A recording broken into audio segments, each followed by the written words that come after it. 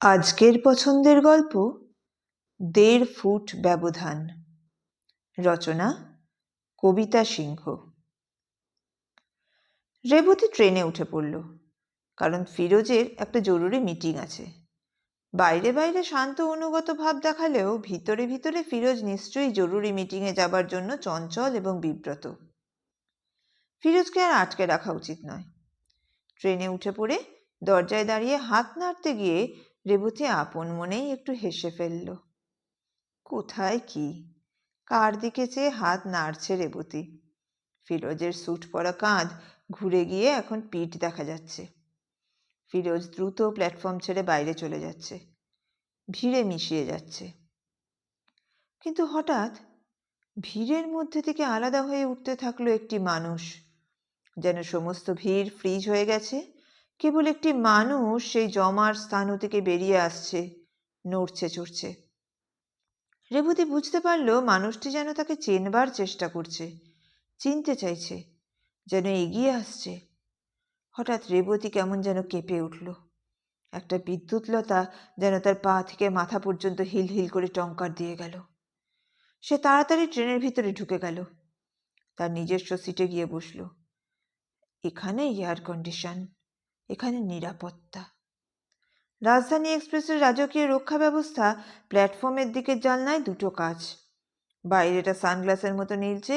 জানলা দিয়ে ঝাঁঝ নিরোধক জ্যোৎস্না জ্যোৎস্না আলোয় প্ল্যাটফর্ম দেখা যায়, কিন্তু প্ল্যাটফর্মের লোকেরা ভিতরের লোকেদের দেখতে পায় না। রেবতী ভালো করে লক্ষ্য করতে লাগলো। কত বদলে গেছে আলমের চেহারাটা। কপালের চুল পাতলা হয়ে গেছে, মাজার রং পুড়ে গেছে, অসমতল হয়ে গেছে গাল দুটো। পরনে আধময়লা একটা বুশশার্ট আর সাদা জিনের প্যান্ট, ধুলি ধূসরিত পায়ে একজোড়া পালিশহীন জুতো। হাতে একটা ব্যাগ, ব্যাগটা পুরনো বেরঙা চামড়ার। একটা স্বস্তির নিঃশ্বাস ফেলল রেবতী। না, আলম তাকে চিনতে পারেনি, তার ভয়ে অমূলক। নাকি চিনতে পেরেছে? না না, হয়তো পারেনি। আলমেরও যেমন চেহারার পরিবর্তন হয়েছে, রেবতীরও তো তেমনই হয়েছে। কিন্তু চিনতেই যদি না পারত আলম, তবে ভিড়ের কয়েদ থেকে সে বেরিয়ে এলো কেন? কয়েক পা এগিয়েই বা এলো কেন? এখনো সে দাঁড়িয়ে আছে, ওই তো যেন ভাবছে, পায়ের জুতো ঠোক করে একটা পোড়া সিগারেট পিষতে পিষতে। আবার মুখ তুলল। না, এখন আর ভাবছে না। তার দৃষ্টি এখন স্বচ্ছ, চোখের চাউনিতে কোনো মগ্নতা নেই, কোনো খোঁজ নেই। চিন্তায় ভারাক্রান্ত ভাবটা উবে গেছে। ইতিউতি চাইছে আলম, অন্য কথা ভাবছে। রাজধানীর বগির দরজায় আর চোখ নেই, কোনো আগ্রহও নেই। আসলে রেবতীও তো বদলে গেছে, তার সেই শরীরটাই নেই আর। ডাক্তার চৌধুরী বলেন প্রতি 7 বছর অন্তর নাকি মানুষের সমস্ত দেহকোষ ধীরে ধীরে পাল্টে যায়, মানুষ নবকলেবর ধারণ করে। সেই দাঙ্গার সময়কার শাকপাতা খাওয়া শরীর এখন রেবতীর দেহ ছেড়ে চলে গেছে। কোন সব নগণ্য মলাগারে প্রস্রাবাগারে প্রতিদিন সেই পুরনো দেহটাকে একটু একটু করে ত্যাগ করেছে রেবতী। এখন আর তার শরীরে শাকের রস, কুগরি চাল, পচা আটার আস্বাদ নেই। তার শরীরে নেই পচা গরম আর ধসা বর্ষার বিবর্ণ গন্ধময় স্মৃতি। সীমান্তের সেই ঝুপড়ি ঘরে তার আর আলমের সেই যুঝে বেঁচে থাকার সেই আকারা জীবন, সে জীবনই বা কোথায় আজ? সেই কখনো বিশ্বাস, কখনো অবিশ্বাসের ভয়ঙ্কর সংশয়। সংশয় আর প্রথমে দেহ, পরে মনের টানে ভালোবাসার বিরংসা। সেই প্রবল ক্ষুধা আর ক্ষুধার ম্রিয়মান উপায়হীন যৌনতা। এখন রেবতী শরীরের প্রতিটি কোষ ফিরোজের অর্জিত, দামি মদে ধোয়া, সুখাদ্যে গঠিত। পাতলা চর্বির ক্রিমরঙা আস্তরে মোড়া, রোধহীন বিদ্যুতের জ্যোৎস্নায় চামড়ার স্নিগ্ধ রং। দামি সাবানে ধোয়া, বডি পাউডারে চর্চিত, বিলিচি পারফিউমে সুরভিত দামি একটা দেহ।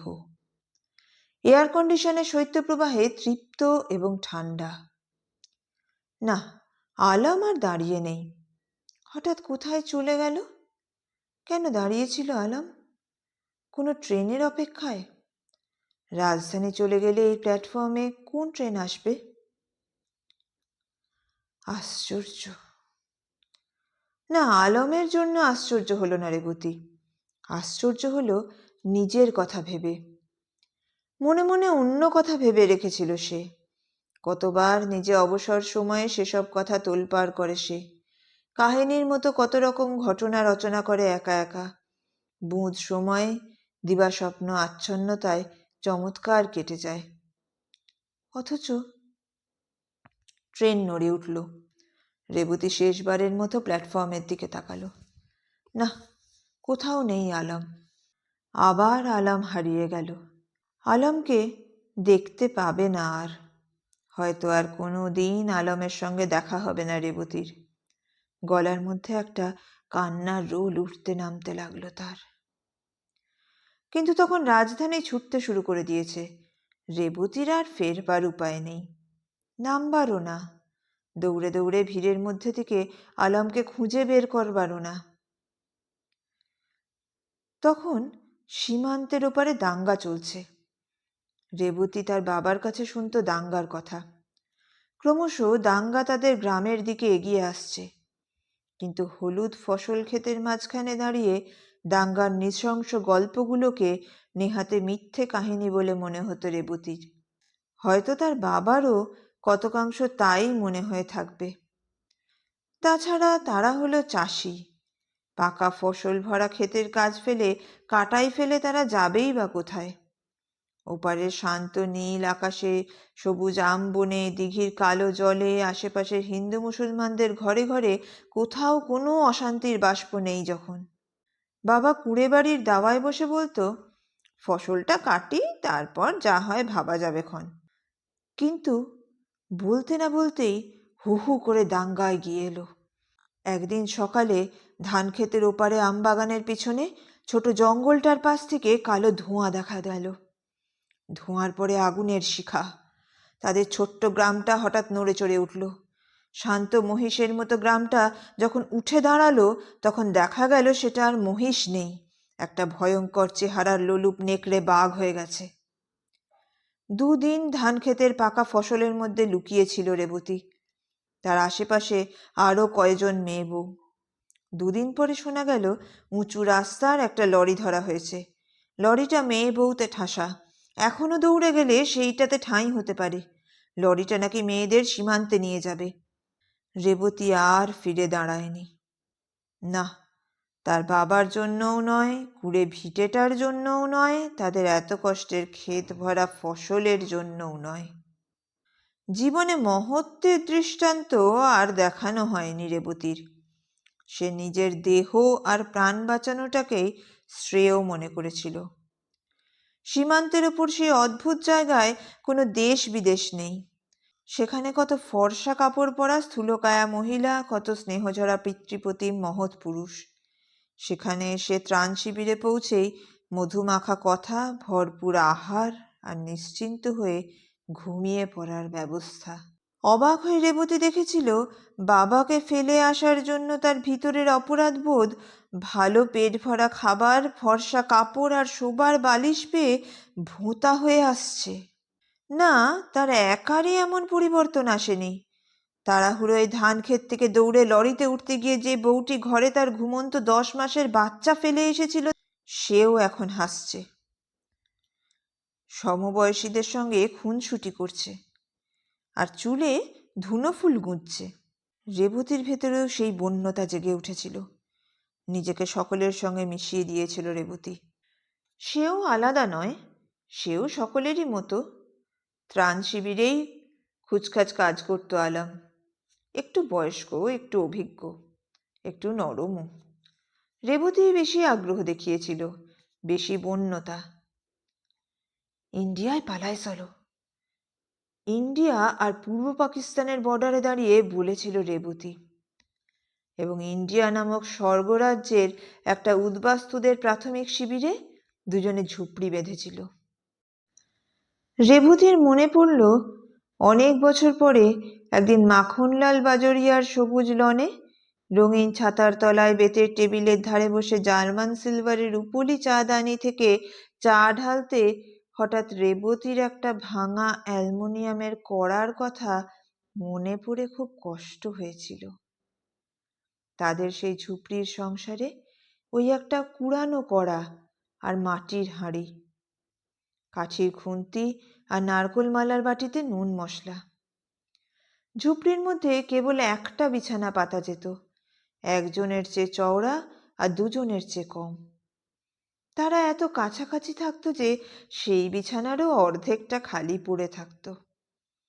সেই ঝুপড়ির জীবনের সুখের কথা মনে করে কান্না এসেছিল রেবতীর। তাদের সে 1 বছরের সংসার আবার একটা টাটকা দাঙ্গায় ভেঙে পড়ল। লোকজনে জেনে ফেলেছিল যে দুজন মানুষ দেহের স্বার্থে নিজেদের জন্ম জন্মান্তরের ধর্মচেতনা ভুলে এক হয়ে গেছে। এর চেয়ে বেশি বিশ্বাসঘাতকতা আর কি হতে পারে? একজনে মরলে নরকেও স্থান হবে না, আর একজনকে জাহান্নামেও ঠাঁই দিতে পারবে না। বেগতিক দেখে প্রাণ ভয়ে আলমই পালালো। রেবতী পালিয়ে যাওয়ার সময় তাদের একমাত্র সম্বল ছেঁড়া চাদর আর কিছু মুড়ি বেঁধে দিয়েছিল পথ চলবার রেস্ট হিসাবে। এবং ভোরে আলমকে বিদায় করে বিকেলে মাঠ পার হয়ে স্টেশন থেকে শহরে যাবার ট্রেন ধরেছিল। যেসব মেয়ে শহরের স্বপ্ন নিয়ে ট্রেন ধরে তারা মহকুমার মলিন টাউনে ভাতের হোটেলের দাসী হয়েই ফুরিয়ে যায় না। রেবতীও ফুরোয়নি। ভাতের হোটেলের রান্নাশালের রাঁধুনি, দোকানের মালিক, দোকানের চাকর নকর সবাইকেই সাধ্যমতো খুশি করতে করতে একদিন মুরারিবাবুর ঢকঢকে বুড়ো অ্যাম্বাসাডারটায় চড়ে বসেছিল রেবতী। মুরারিবাবু দালাল ঠিকাদার। মুরারিবাবুর রক্ষিতা লীলাবতীর কাছে থাকতে থাকতেই রেবতী শহুরে ঠাঁটভাট রপ্ত করে নিল।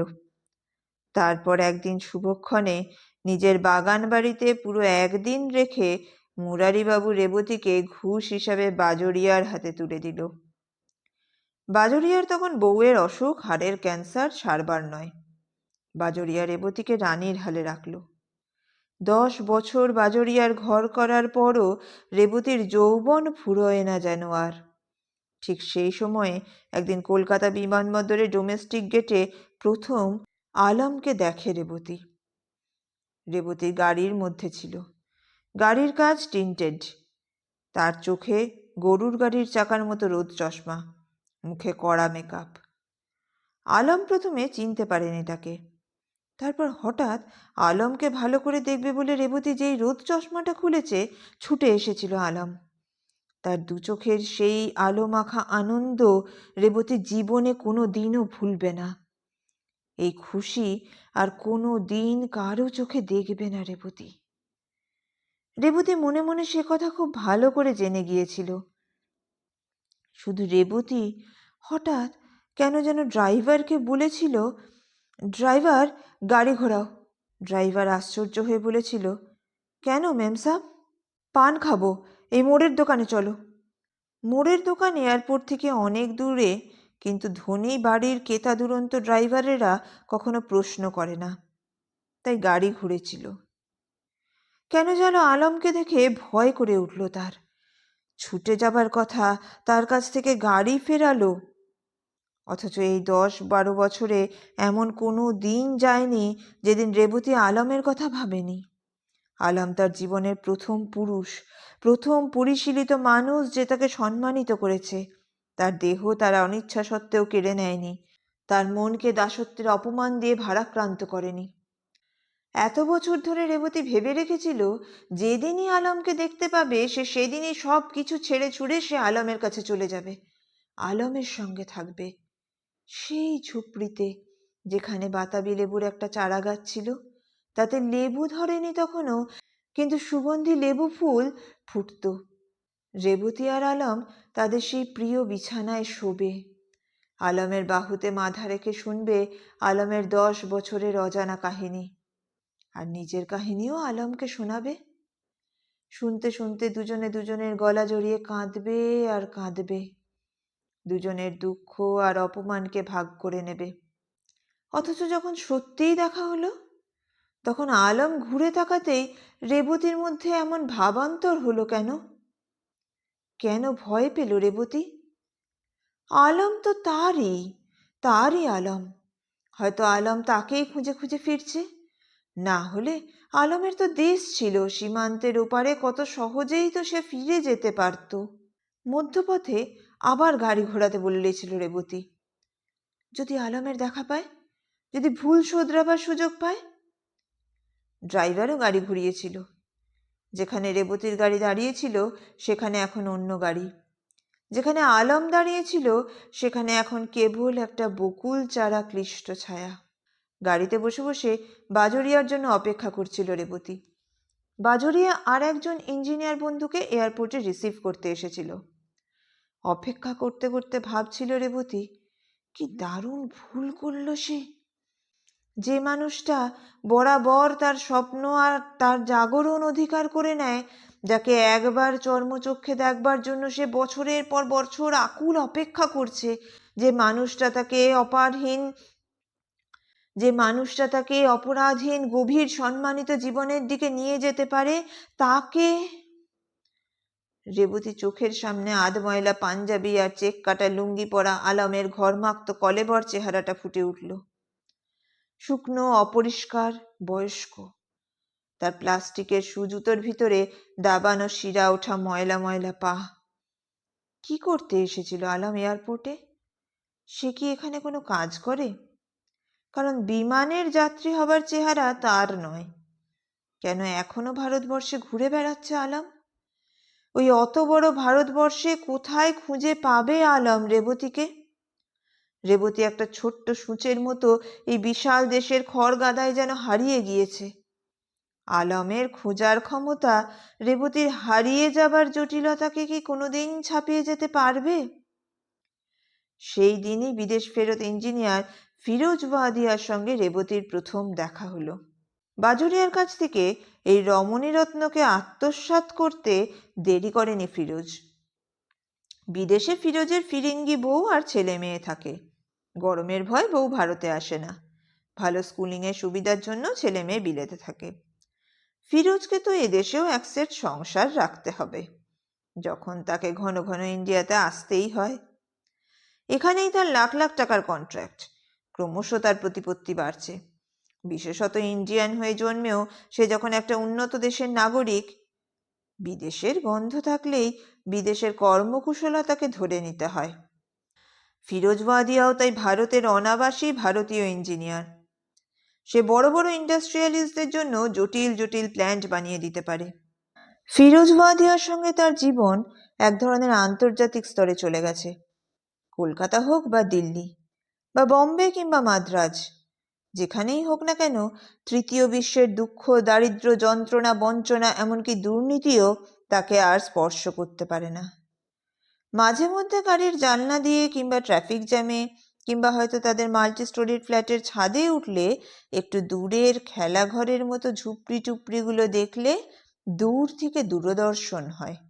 কিংবা যখন দিল্লি থেকে ফেরার পথে ফ্লাইট ঘুরে ঘুরে গ্রামাঞ্চলের অনুন্নত ভাঙা ঘরদোর আর কচুরিপানার পুকুর দেখার কষ্ট দেয়। কিন্তু সে অনেক দূরের ব্যাপার। সেখানে ফেরার ব্যাপারটা স্বপ্নের মতো অলীক লাগে রেবতীর। সে ব্যাগ খুলে একটা ঝলমলে ফিল্মের পত্রিকা বের করে। ট্রেনের করিডোরে এখন বিরিয়ানি পোলাও এর গন্ধে ম ম করছে। চমৎকার ব্যবস্থা। কাগজের বাক্সে গরম গরম সুখাদ্য পাওয়া যায় রাজধানীতে। বিরিয়ানির সঙ্গে মুরগির হাড় খুবলে মাংস খেতে খেতে রেবতীর চোখ দুটো সরু হয়ে আসে। সুখ, সুন্দর মহান স্বপ্ন দেয়। বাস্তবে না হলেও স্বপ্নে রেবতী ঠিক নেমে যায় রাজধানী থেকে, আলমের কাছে চলে যায়, তাকে আলিঙ্গন করে। অ্যাক্সিডেন্টটা ঘটে যায় রাজধানী থেকে নেমেই। ফিরোজের দিল্লি অফিসের গাড়ি দাঁড়িয়েছিল। তাড়াতাড়ি সেটা ধরতে গিয়েছিল রেবতী। ঠিক তখনই একটা অবিমৃষ্যকারী স্কুটার প্রবল বেগে বাঁক নেয়। কি আশ্চর্য! নার্সিং হোমে ফিরোজ মাত্র একদিনই তাকে দেখতে এসেছিল। তার বিকৃত মুখ আর বিকল অঙ্গ দেখে আর তাকে প্রয়োজনীয় মনে হয়নি। সারাদিন আয়ার কাজ করে সন্ধেবেলা যখন নিজের ঝুপড়িতে ফেরে রেবতী, তখন আর তার রান্না করে খাবার মতো শক্তি অবশিষ্ট থাকে না। বয়স তো হচ্ছে। নার্সিং হোম থেকে হাসপাতাল, হাসপাতাল থেকে ফ্রি বেড। ফিরোজ ওয়াদিয়া বোধহয় আজকাল বিদেশেই ভালো ভালো কন্ট্রাক্ট পায়। কে জানে, একটা পা টেনে টেনে কত আর কন্ট্রাপ্লেসে থেকে ফিরোজের অফিস দিল্লির বসন্ত বিহারের বাড়িতে গিয়ে বাড়ির সামনে ঠায় দাঁড়িয়ে থাকা যায়। সেসব দূরের অলীক স্বপ্ন হয়ে গেছে, বহু বছরের পুরনো স্বপ্ন। আজ তাই মোড়ের অস্থায়ী চায়ের দোকান থেকে একটা কোয়ার্টার-পাউন্ডের পাউরুটি আর এক গ্লাস চা নিয়ে স্ত্রীলোক বলে লজ্জাবশত একটু আড় করে রাতের খাওয়াটা সারছিল রেবতী। ঠিক তখনই আর একজন খদ্দের এসে এক গ্লাস চা চাইল। এক গ্লাস চা আর একটা বিস্কুট নিয়ে একমনে খাচ্ছিল লোকটা। বুড়ো মতো, কুঁজো, সাদা কদম ফুল দাড়ি, মুখের মধ্যে বোধহয় কয়েকটা দাঁত নেই। রেবতী উঠে দাঁড়ালো। পায়ে ভর দিয়ে উঠতে তার একটু কষ্ট হয়, একটু খুঁড়িয়ে এগিয়ে গেল সে। তারপর সোজাসুজি তাকালো। লোকটাও তাকালো। না, কোনো ভুল নেই। দুজনের মাঝখানে মাত্র 1.5 ফুটের ব্যবধান। আলম তাকে সম্পূর্ণ চিনেছে, সেও আলমকে নিঃসন্দেহে চিনতে পেরেছে।